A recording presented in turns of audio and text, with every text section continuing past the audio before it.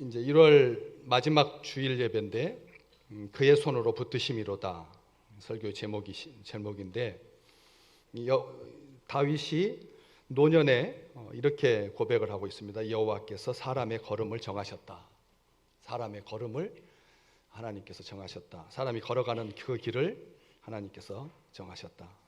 믿음의 사람들한테는 좋은 고백이지만 믿음이 약간 흔들릴 때는 하나님이 우리의 인생길을 다 미리 다 정하셔서 그래서 내가 손써볼 나의 여지가 없는 그런 이 시이기도 하거든요.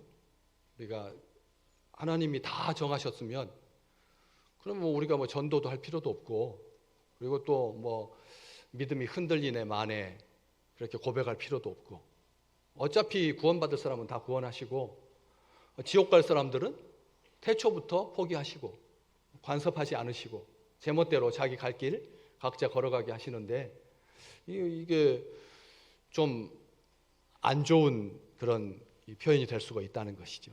그래서 예정론과 자유의지 사이에서 믿음의 사람들도 가끔씩 고민을 합니다. 하나님께서 우리를 선한 길로 인도하신다라고 하는 것은 알지만 우리에게 주신 그 자유의지, 그래서 이 두 가지가 자꾸 충돌하는 거죠. 다 길이 정해져 있는데 설명하려고 많은 사람들이 노력해 왔습니다. 부산까지 가는 부산까지 가는 길은 철도길이 딱 하나가 있다.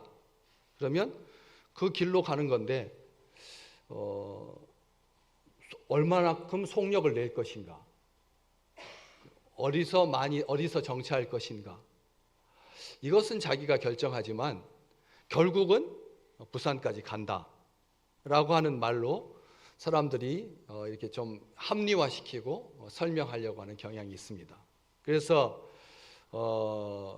이 예정론과 자유의지가 신앙을 가진 사람들에게 많은 고민을 주는데 이 말씀을 그런 식으로만 해석한다면 하나님께서 사람이 걸음걸이를 다 정하셨는데 우리가 빨리 달릴 필요, 천천히 달릴 필요, 앉을 필요 뭐가 있겠나? 하나님께서 알아서 다 하실 것을 하면서 손 놓고 있으라는 말인가?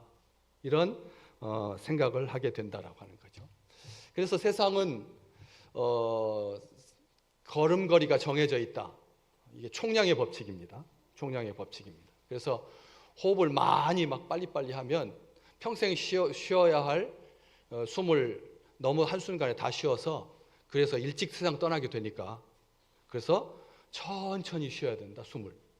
그런데 얼마만큼 천천히 쉬는 게 천천히 쉬는 건가? 잠을 그냥 몰아서 잘 때가 있거든요. 잠이 정말 하루 중에 30분씩 계속 낮에 졸려가지고 계속 자고 그래가지고 밤에 잠이 안 와서 그래서 잠을 자지 못하는 이런 것들을 보면서 잠도 총량이 있고 호흡도 총량이 있고 걸음도 총량이 있어서 너무 빨빨 거리고 많이 돌아다니면 일찍 세상 떠난다. 그래가지고 정해진 보폭으로 천천히 호흡하면서 그렇게 살아야 그래가지고 오래 장수한다. 이런 생각을 사람들이 점점 이제 심어주고 있는 거죠. 특별하게 이 세상에서 우리의 운명이 정해져 있다.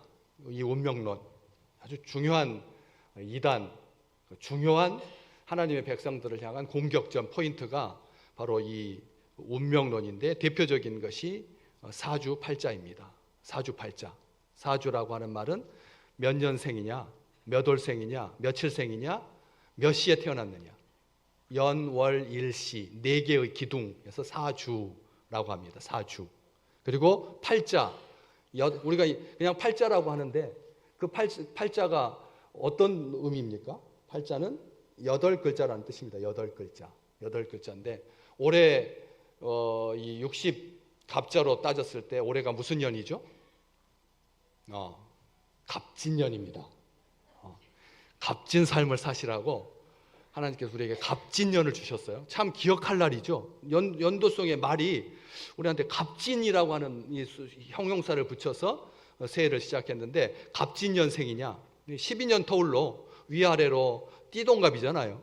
12년 터울로 위아래로 띠동갑이어서 같은 세대를 살면서 이 같은 띠가 12년 간격으로 쭉 그렇게 있는 건데, 그 뱀띠 중에서 제일 나이 많은 사람, 뱀띠 중에서 오래 태어난 사람부터 시작해가지고 뭐 얼마나 많이 다양하게 포진되어 있습니까? 그렇기 때문에 팔자라고 하는 말은 같은 해에 태어났어도 어떤 해냐, 그래서 말띠인데 청말띠, 뭐 돼지띠인데 금돼지띠, 뭐 이런 식으로 사람들이 이름을 붙여서 하는 것처럼 한 기둥마다 두 개씩, 두 글자씩 집어넣어가지고 갑진년이 되는 거죠. 갑진년이 된다는 것이 을사년이 되고 기미년이 되고, 이런 식으로 앞에를 두 자씩 붙여가지고 총 사주팔자 해서 우리 인생이 결정된다. 그래서 몇 년에 태어났느냐가 굉장히 중요하다. 몇 월생이냐, 며칠생이냐, 몇 시에 태어났느냐, 오전에 태어났느냐, 자시에 태어났느냐, 축시에 태어났느냐, 요 시간이 그렇게 중요하다 해가지고 요즘 TV에서 공개적으로 무속인들이 나와가지고 사람들의 사주팔자를 봐주는 그런 프로그램들이 의외로 많습니다. 남자인데 막 이렇게 루즈를 막 바르고 머리를 따가지고 앉아가지고 사람을 막 호통치더라고요. 덩치 큰 그런 스포츠맨이 무당처럼 머리를 따고 나와가지고 사람들의 이 사주팔자를 봐주면서 그걸 가지고 상담도 해주고, 이게 공개적인 방송에 그게 얼마나 인기가 많은지, 아주 유명하다라고 하는 연예인이 앞에 나왔는데 무당이 진짜 예쁘게 생겼더라고요. 이번 주에 한번 들어가서 보세요. 그 점술인이 저도 가서 야 예쁘다 싶을 만큼 예쁜 그런 여자분이 나와가지고 종이에다가 몇 년, 몇 월, 며칠, 몇 시생 이렇게 써가지고 물 위에다가 딱 던져놓으면서 이게 움직이면 심상치 않은 겁니다. 다 그렇게 말을 하더라고요. 그러니까 그분 남자 배우가 처음에는 매일 무슨 무당 점 뭐 이렇게 하다가 이게 종이가 물 위에서 이렇게 싹 움직이니까 갑자기 식은땀을 막 흘리면서 자기의 사주에 대해서 굉장히 궁금해하더라고요. 그러면서 하는 말이 연, 월, 일, 시 앞쪽에서부터 이게 초년운이고 그 두 개는 중간운이고 마지막 시는 노년운이다, 이렇게 해가지고 설명을 하면서, 그러니까 사람이 그냥 거기에 푹 빠져가는 거예요.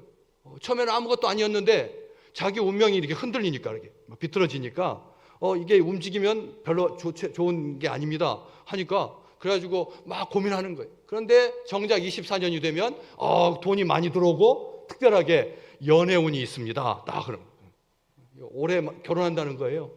이혼해가지고 몇 년 지났는데 이제 올해 결혼하게 되고 특별히 아들이 있을 겁니다. 그러니까 입이 쫙 올라가면서 분위기가 아주 부드러워지더라고요. 가지고 거기에 마치 어떻게 내 인생을 그렇게 쪽집게처럼 잘할까, 사람으로 인해서 주식해가지고 돈 날린 것까지 다 말해주니까 사람들이 그냥 그 사주팔자에 막 정신을 못 차리고 있는, 그걸 그 방송 카메라는 고스란히 보여주는 이런 시대라는 거죠. 점 보는 시대. 우리 일부에도 제가 우리 식구들한테 물어봤어요. 올해 혹시라도 점 보신 분 있습니까? 했더니 한 명도 없더라고요. 2부 때는 제가 물어볼까요? 말까요? 예. 공개적으로 점집에는 안 찾아가지만 컴퓨터에 자기 생년월일 시만 집어넣으면 사주팔자가 이렇게 쭉 뜹니다. 이런 시대가 되었다는 거죠. 이런 때 여기 우리가 생각할 때 하나님이 사람의 길을 정하셨다. 한국어 번역으로는 분명히 하나님이 주어입니다. 그렇죠? 여호와께서 사람의 길을 정하셨다니까. 사람이 주어로 돼 있잖아요. 그런데 히브리어에 보면 사람이 주어가 아닙니다. 뭐가 주어일까요? 여기에서 여호와께서 사람의 걸음을 정하셨다. 여기에서 뭐가 주어일 것 같습니까? 여호와가 주어인데 우리 한국어 성경에는 분명히 여호와가 주어로 돼 있는데 히브리어에서는 걸음이 주어로 돼 있습니다. 걸음. 우리 한국어 성경에는 그냥 걸음이라고 그냥 단수로 되어 있지만 히브리어에서는 걸음들로 되어 있습니다.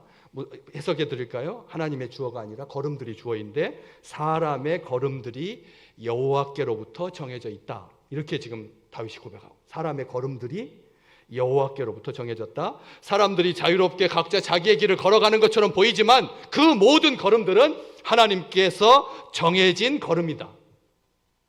사람들이 각자 다 자기 소견에 오른 대로 각기 자기 길을 걸어가는 것 같아도 하나님께서 정해놓은 그 길을 간다. 걸음들이 사람 여호와께로부터 정해져 있다. 히브리어는 그렇게 기록하고 있습니다. 사람들의 걸음들이 하나님으로부터 정해져 있다. 또 여기에서 사람 하니까 믿는 자나 믿지 않는 자나 모든 이 지구상에 존재하는 90억 명 가까운 사람들이 다 그 걸음걸이가 여호와 앞에서 정해져 있다. 이렇게 표현하고 있는 것처럼 보이지만 아닙니다. 여기에서 사람은 다윗이 시편 37편을 시작할 때부터 쭉 말했던 것처럼 악인과 의인, 여기에서의 사람은 의인을 말하는 겁니다. 우리를 말하고 있는 것입니다. 우리의 걸음이 하나님이 정하신 그 길을 걷고 있다라고 하는 거예요. 하나님께서 정하신 그 길을. 그래서 여기에서 사람은 의인입니다. 이 세상 사람들은 여호와께서 정하신 길로 가지 않습니다. 세상 사람들은 자기 소견에 오른 대로 행합니다. 세상 사람들은 자기 길을 갈 뿐입니다. 그런데 그 길은 어떤 길입니까? 필경은 망하는 길이다. 잠언 몇 장에 나와 있습니까? 14장 12절 말씀. 자막을 잠깐 보실래요? 한번 같이 읽어볼까요?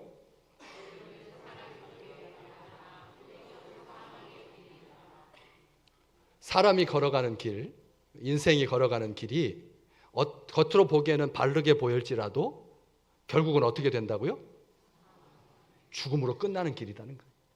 그러면 우리가 생각할 때 이 사람들이 걸어가는 길이 발라 보여도 결국은 죽는 길이라면 그 길은 가서는 안 되는 길인 거죠.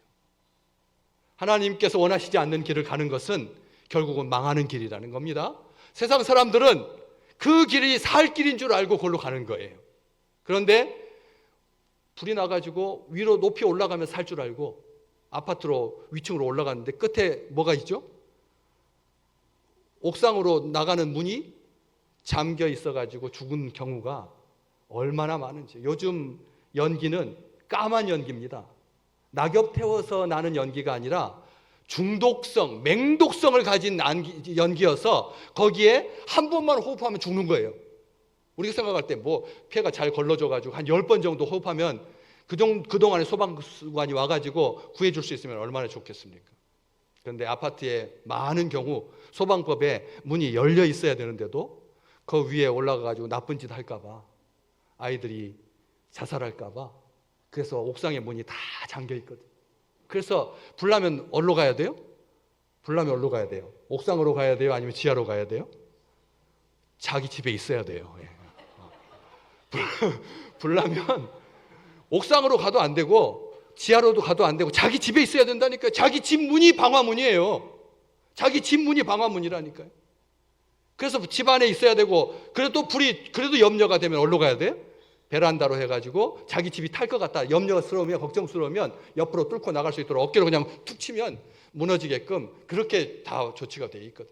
그래서 우리가 자기가 살 줄 알고 무조건 옥상으로 가는, 막혀 있으면 다 죽는 거예요. 그 내려오는 동안에 죽는 거예요. 계단에서 다 죽는다니까요. 큰 불 나가지고 사망자가 어디서 제일 많이 나옵니까? 옥상으로 연결된 그 문 앞에서 대부분이 다 쓰러져서 죽었어요. 그렇기 때문에 사람들이 가는 길이 바른 길인 것 같고, 그 길이 영생에 이르는 길인 것 같고, 그 길이 살 길인 줄 알아도 그 길이 다 어그러진 길이고 발람의 길이고 사망의 길이다. 그래서 세례 요한을 우리 하나님께서 세례 요한을 이 땅에 보내시면서 첫 번째 했던 말이 회개하라, 가던 길을 돌이켜라는 뜻입니다. 인생들이요, 너희들이 살 줄 알고 뛰어가던 그 길이 너희를 잡는 길이니까, 너희를 죽는 길이니까 돌이켜라, 반대편으로 돌아서라, 하나님이 원하는 길로 돌아오라, 회개하라, 천국이 가까이 왔다, 그렇게 말하는 거예요. 그 길은 살 길이 아니다. 넓어 보이고 사람이 많이 가니까 그 길이 당연한 길인 것 같고, 그 길이 행복한 길인 줄 알지만 결국은 망하는 길이다. 예수 믿는 길이 살 길이다. 의인의 길이 하나님께서 정하신 길이다. 우리의 길을 하나님께서 정하셨다. 그렇기 때문에 염려하고 걱정할 필요가 없다. 좁아 보인다, 고통스럽지, 협착하니까 사람이 많지 가지도 않고, 이 대한민국에서 국민소득 5천 달러 이하일 때는 그냥 교회들이 막 부흥했는데 이제 5천, 만, 2만, 3만, 4만 달러가 되니까 사람들이 이제는 예수 믿으라고 하는 소리 듣기 싫어한다. 아주 소수가 되고, 그 다음에 10손가락 중에서 6명은 안 믿고 4명이 믿는데 그 중에서 불교하고 기독교하고 천주교하고 해가지고 서너 사람이 종교를 가지고 있는데 하면서 우리가 이 길이 어려운 길이고 좁은 길이다. 우리 주님께서 말씀했습니다. 쉬운 길이었다면 다 갔겠죠. 좋은, 편한, 안락한 그런 길이 아니다라는 것이죠. 그래서 이 예정론, 하나님의 백성들에게 길이 정해져 있다. 이것은 주님께서 가신 길이고 주님께서 세우신 길이고 우리 주님께서 사랑하는, 축복하는 복된 길인데, 예정이라고 하는 말이 이게 미리 정하다, 미리 명하다, 사전에 결정하다라고 하는 뜻이거든요. 예정이라는 말이. 그런데 에베소서 1장 5절하고 11절에 예정이라고 하는 말이 나옵니다. 예정이라고 하는 말이 우리 하나님께서 사람의 걸음을 정하셨다, 예정하셨다라고 하는 것을 에베소 교회에 사도 바울이 편지를 하면서 예정이라고 썼는데, 같이 읽어볼래요?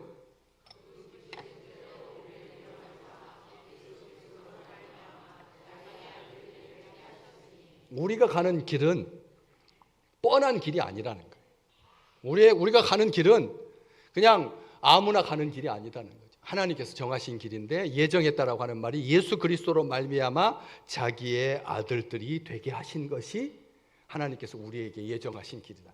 하나님께서 우리에게 정하신 길이라는 거예요. 오늘 이렇게 예배드리고 있는 우리가 그 하나님의 자녀의 길을 가고 있는 거예요. 예배드린다라고 하는 이 사실 자체가 우리가 이 예배소서에 예정된 그 길을 가고 있다라고 하는 것이죠. 한 군데만 더 볼까요? 뒤에 한 11절 말씀 같이 읽어볼까요? 모든 일을 그의 뜻의 결정대로 일하시는 이의 계획을 따라 우리가 예정을 입어 그 안에서 뭐가 되었다고요? 여호와의 기업이 되었다.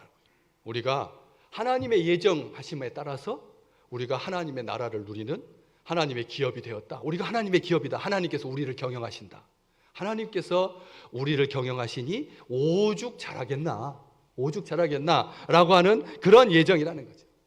그래서 예정이라고 하는 것, 우리의 자유의지의 훼손이라고 생각하실 필요가 전혀 없는 거죠. 우리가 인간이 생각할 수 있는 가장 완전한 길보다 우리 하나님께서 생각하시기는, 우리를 향해서 계획하시는 그 예정이 가장 온전하니까, 사람이 가장 위보다 하나님의 가장 낮은 것만 못하니까 우리의 자유의지가 훼손되었다, 이렇게 오해할 필요가 전혀 없는 건데, 여기에서 여호와께서 사람의 걸음을 정하셨다라고 하는 말은 하나님께서 명하셨다, 그 길을 정하신다라고 하는 말이 그냥 정하신 것만 하는 것이 아니라 명하셨다, 세우셨다, 적절하게 하셨다라는 뜻도 들어갑니다. 하나님께서 우리의 의인의 길을 정하셨다라고 하는 말이 갈 길을 정한 거, 이것만 말하는 것이 아니라 명령하셨다.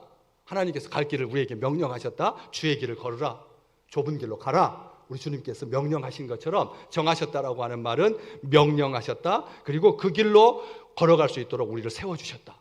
그리고 그 길을 가기에 적절하도록 우리로 하여금 우리의 힘에 맞게 하나님께서 그 길을 걷게 하신다. 적절하게, 적당하게. 너무 빼면, 갑자기 너무 당기면 나와 함께 했던 이 짐승들이 약하고 이제 태어난 아이들이 약해서 길 도중에 죽을까 염려스럽습니다. 야곱이 에서에게 했던 것처럼 우리는 다 걸음걸이가 다르거든요. 믿음의 사람들이어도 우리의 보폭도 다르고 그리고 우리의 기분도 달라서 걸어가는 그 동안, 그 길 동안 우리가 적절하게 잘 걸어갈 수 있도록 하나님께서 거기에 맞게 이끄신다는 것이죠. 이게 정하셨다라는 뜻입니다. 우리 하나님께서 우리를 그렇게 정하시고 선한 길로 우리를 인도하시고 말씀을 통해서 깨우쳐 주시고 지도하시고 갈 길을 가르쳐 보여서 알려주신다. 다윗의 시 32편 8절 말씀에 내가 네 갈 길을 가르쳐 보이고 너를 주목하여 훈계하리로다.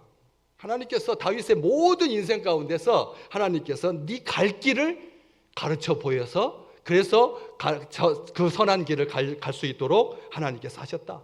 잠언 3장 6절 너는 범사의 그를 인정하라. 그리하면 너의 길을 지도하시리라. 하나님을 인정하면 하나님께서 우리가 가야 할 그 길을 하나님께서 지도해 주신다. 하나님께서 안내해 주시고 하나님께서 깨닫게 해 주신다는 거죠. 반면에 보통 사람들이 걷는 길, 하나님을 믿지 않는 길, 악한 사람들이 걷는 길은 망하는 길입니다. 우리가 그걸 분명히 고백해야 됩니다. 악한 사람들의 길은 여호와께서 미워하는 길입니다. 인정하지 않는 길입니다. 망하는 길입니다. 사망의 길입니다. 아까 잠언 14장 12절 말씀에 겉으로 보기에는 바르게 보여도 필경은 사망이니라 했던 것처럼 그 길은 망하는 길이다라고 하는 것이죠. 한 군데 더 찾아볼까요? 잠언 4장 19절. 악한 사람들의 길은 어떻다고 같이 읽어볼까요?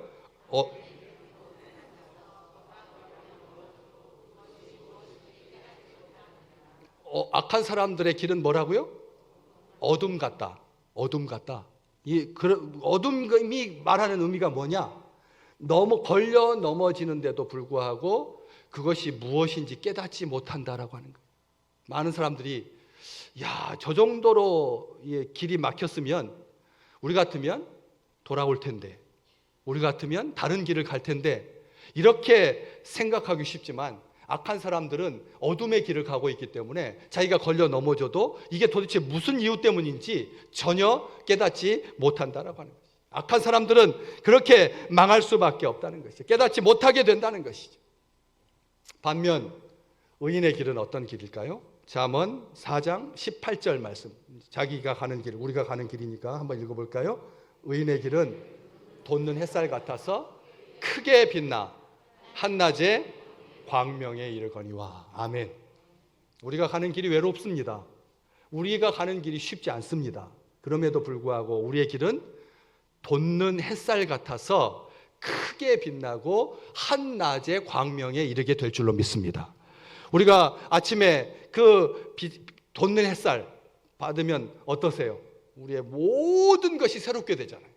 밤에는 그렇게 죽도록 아팠는데도 불구하고 아침에 해가 딱 떠오르게 되면 그 죽은 듯이 모든 것들이 다 물러가는 것처럼 우리의 몸이 그거 알잖아요. 그런 것처럼 의인의 길은 돋는 햇살과 같다. 소망이 가득하고, 그리고 온 세상을 밝게 비춰서 무엇이 선한지 무엇이 악한지 알게 되고, 그리고 생명의 길이 무엇인지 깨닫게 되고, 그래서 의인의 길은 한낮에 광명에 이르게 된다. 다윗의 아들이었던 솔로몬이 이렇게 기록하고 있는 것을 보게 됩니다. 우리의 길은 의인이 가는 길이고 하나님께서 정하신 길을 우리가 가고 있습니다. 그 길을 하나님은 기뻐하신다. 오늘 말씀에 여호와께서 사람의 걸음을 정하시고 그의 길을 기뻐하시나니, 하나님께서 우리가 가는 길을 기뻐하십니다. 주께서 우리를 의의 길로 인도하시고, 의의 길은 주께서 인도하시는 바른 길이고 진리의 길이고 선한 길이고 의로운 길이고 생명의 길이고 성령 안에서 걷는 길이죠.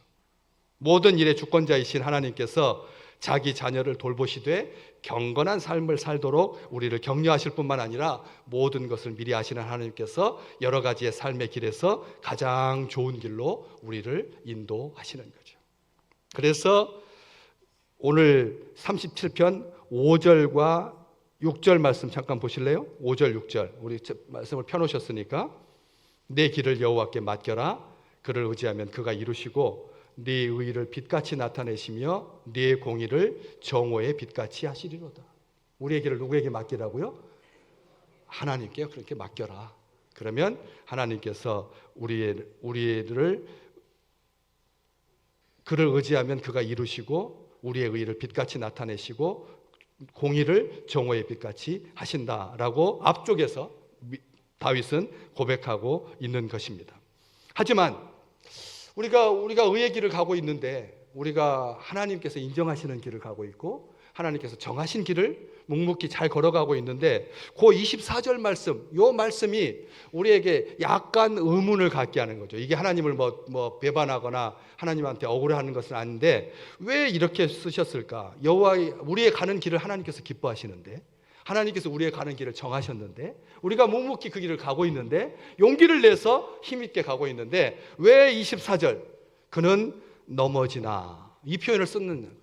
넘어지나. 우리가 앞에서 말했던 것처럼 환난 날에 부끄러움을 당하지 아니하며, 19절 말씀에 기근의 날에도 풍족할 것이나 라고 하는 것이 저주가 아니다. 지난주에 우리가 이 말씀을 받으면서 환난이 없는 게 하나님께서 온전한 자의 나를 기뻐하시는, 온전한 자를 축복하시는 그런 놀라운 말씀이고, 기근이 없어야지 하나님 앞에서 행복한 길이다 이렇게 생각했는데 그게 아니다라고 지난주에 말씀을 들었던 것처럼 오늘 넘어진다라고 표현을 쓰고 있습니다. 우리는 넘어지는 존재이죠. 의인인데도 넘어진다는 것입니다. 도덕적으로 흠이 많고 죄악된 본성이 남아있고 자주 사탄의 괴계에 빠져서 불순종과 이기적인 마음 때문에 실수하고 넘어지곤 하는 거죠. 마태복음 16장 16절, 베드로가 우리 주님 앞에 이렇게 고백합니다. 주는 그리스도이십니다. 살아계신 하나님의 아들이십니다. 그런데 우리 주님께서 참 잘했다 칭찬해 주시면서 이것은 네가 잘한 것이 아니라 아버지 하나님께서 너에게 그것을 깨닫게 해주셔서 복 있는 자다 이렇게 말씀하셨는데, 바로 그 뒤이어서 예수님께서 내가 이제 십자가를 지고 고난의 길로 가야 된다라고 말하니까 베드로가 주여 그리 마옵소서 말렸습니다. 그럴 때 우리 주님께서 하셨던 말씀, 사탄아 네 뒤로 물러가라. 너는 나를 뭐하게 하는 자로다? 넘어지게 하는 자로다. 베드로가, 사랑하는 베드로가 예수님 십자가 지시면 안 됩니다. 예수님 고난 받으시면 안 됩니다. 당신은 영광만 받으셔야 됩니다. 당신은 하나님의 아들이고 살아계신 하나님의 아들이고 그리스도이십니다. 그렇게 고백했는데 우리 주님께서 사탄아 물러가라. 너는 나를 넘어지게 하는 자로다. 사탄에게 한 말씀이 아닙니다. 베드로에게 한 말입니다. 베드로를 뭐라고 불렀습니까? 사탄의 도구가 되어서 나를 넘어지게 한다. 가장 친한 친구가 나를 넘어지게 한다. 예수님도 넘어질 뻔했다라고 하는 것이죠. 그래서 십자가에 매달리셨을 때 우리 주님께서 이렇게 절규하셨습니다. 엘리 엘리 라마 사박다니. 아버지 아버지 어찌하여 나를 버리십니까? 이게 얼마나 고통스러웠으면, 얼마나 지기 싫었으면 그런 말이 나왔겠습니까? 정말 우리 주님도 아주 철저하게 그 십자가, 그 고통 정말 원해서 자기가 겪을 수 있으니까 그 길을 간 것이 아니라 고통스럽고 버리고 싶었던 그런 길이었습니다. 그렇다면 베드로가 옆에서 주는 그리스도시고 살아계신 하나님이라고 말하고 그렇게 했을 때, 말렸을 때 참 지혜롭다. 너는 참 멋있는 사람이다 라고 하면서 그에 편승해 가지고 고난의 길을 걷지 않아도 되는데 우리 주님께서 그것이 나를 넘어지게 하는 것이다 라고 말했다는 거죠. 우리 주님도 넘어질 뻔했습니다. 얼마든지 제자의 그 말에 알았다. 그럼 내가 잠시 더 이 땅에서 지내다가 한 47살쯤 되었을 때 그때 다시 한번 고민해 보겠다라고 하지 아니하고 아버지께서 원하시는 그 길을 걸어갈 수 있었던 것처럼 넘어진다라고 하는 것은 믿음의 사람들에게도 끊임없이 유혹으로 다가오게 된다라고 하는 것이죠. 의인은 강한 사람이 아닙니다. 의인은 오히려 더 연약한 사람입니다. 종종 넘어지기 때문입니다. 자신의 연약함 때문에, 의심 때문에, 실수 때문에, 실패 때문에 영적 침체에 빠질 수가 있는 것이죠. 그것을 어떻게 확인할 수 있습니까? 다윗이 썼던 시편 22편 14절에서부터 15절 말씀, 한번 여러분 같으면 이런 상황에서 내가 의의 길을 가고 있으니까 행복합니다. 좋습니다. 이렇게만 말할 수가 있을까요? 한번 같이 읽어보겠습니다. 나는 물같이 쏟아졌으며 내 모든 뼈는 어그러졌으며 내 마음은 밀랍 같아서 내 속에서 녹았으며 내 힘이 말라 질그릇 조각 같고 내 혀가 입천장에 붙었나이다. 주께서 또 나를 죽음의 진토 속에 두셨나이다. 어때요? 다윗은 정말 아프게 넘어진 거죠. 심하게 넘어진 겁니다. 우리가 사자를 물리치고 맹수의 입에서 양을 꺼냈던 다윗이니까 에이 뭐 그 정도야 툴툴 털고 일어날 수 있을 거다라고 생각하기 쉬운데 다윗은 너무나 아팠던 거죠. 보십시오. 물같이 쏟아졌다. 모든 뼈가 어그러졌다. 내 마음은 촛농같이 초같이 녹아서 내 힘이 말라가지고 질그릇 조각같이 되었다. 내 혀가 입천장에 붙었다.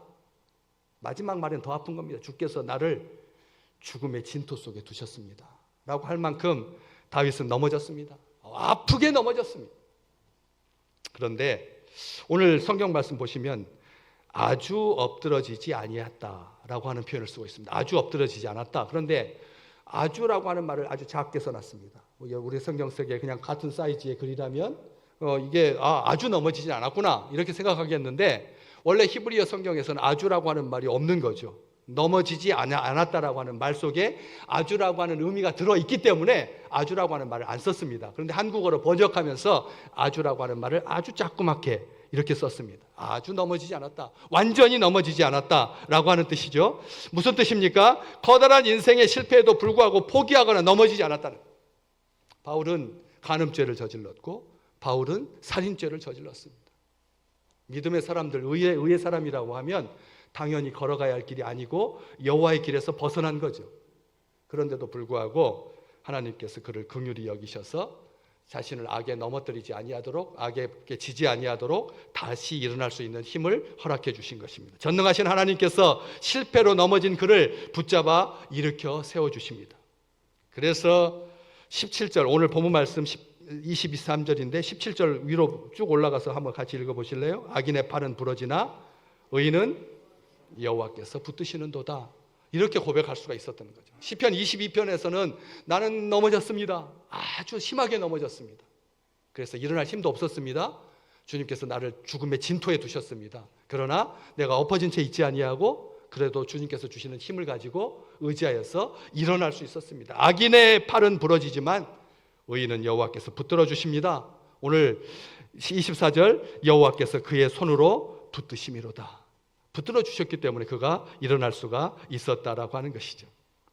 잠언 24장 16절 말씀, 의인은 한 번도 넘어지지 않는 사람이 아니라 넘어질 때마다 다시 일어나는 사람이다 라고 하는 고백입니다. 같이 읽어볼까요? 대저 의인은 7번 넘어질지라도 다시 일어나리라. 악인은 재앙으로 말미암아 엎드러지는도다. 악인은 재앙으로 말미암아 어떻게 된다고요? 엎드러지는도다. 한국어에서는 아주라고 하는 말이 없죠. 아주라고 하는 말이 없습니다. 그런데 우리가 읽을 때는 어떻게 읽어요? 악한 사람은 넘어져 가지고 아주 엎드러진도다. 우리 같으면 그렇게 썼을 거예요. 그런데 아주라고 하는 말을 빼고 그냥 엎드려지는도다 이렇게 썼습니다.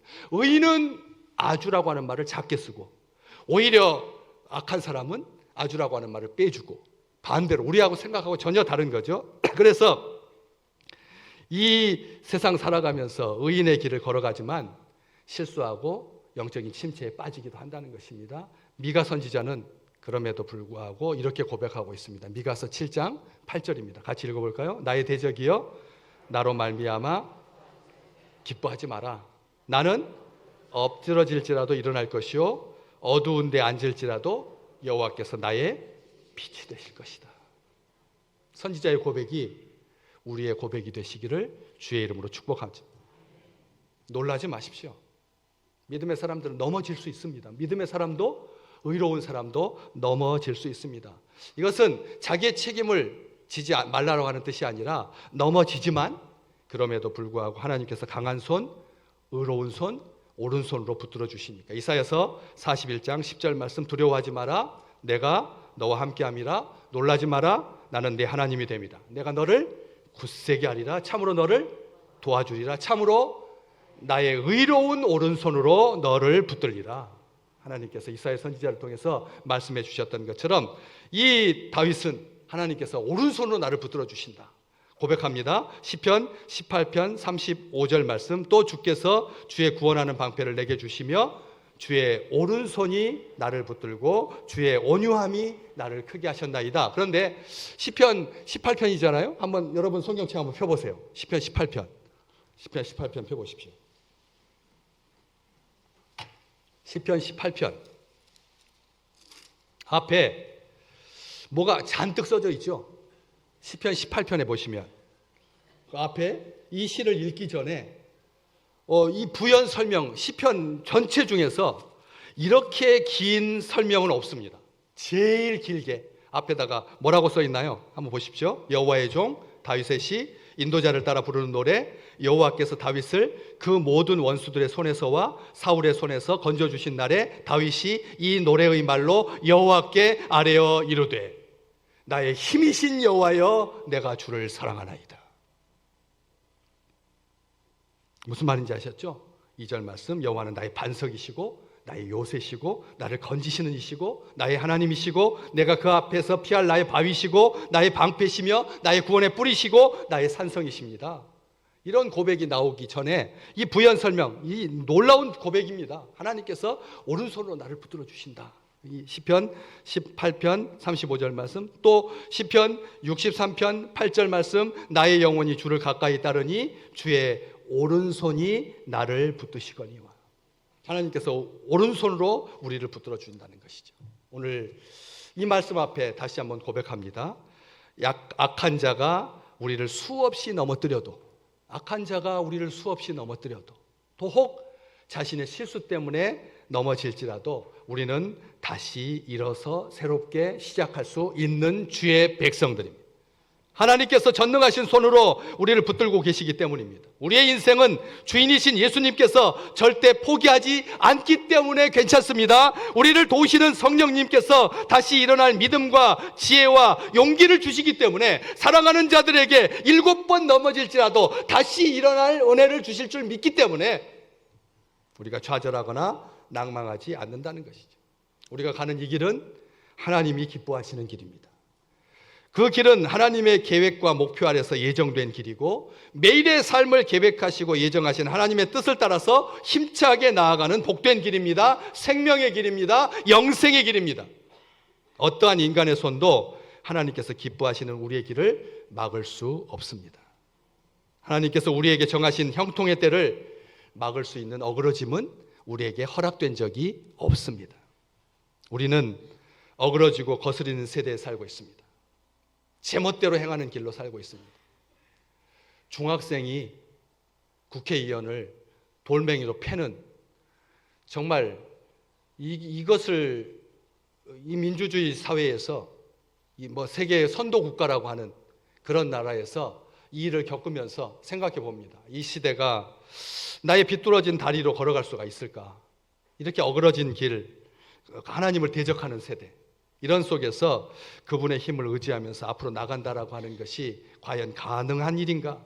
오늘 또 우리를 붙드시는 하나님의 손에 대해서 다시 한번 이 말씀을 붙듭니다. 다윗은 그래서 이 말씀을 가지고 이렇게 기도했죠. 하나님, 나의 삶이 주의 손에 있나이다.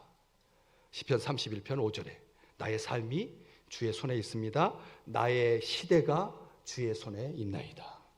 하나님께서 붙들어 주시지 않으시면 우리가 이 나라가 이 길을 갈 수 없음을 우리는 믿습니다. 오늘 주신 이 말씀 기억하시면서 이렇게 기도하셨으면 좋겠습니다. 항상 하나님의 손에 붙잡힌 바 되어서 살게 하여 주시옵소서. 하나님께서 의로운 오른손으로 나를 붙들어셔서 넘어지더라도 아주 엎드러지지 아니하고 하나님의 의를 이루는 그런 삶이 되게 해주십시오. 나를 붙드소서. 내가 여기 있나이다. 우리 함께 같이 기도하시겠습니다.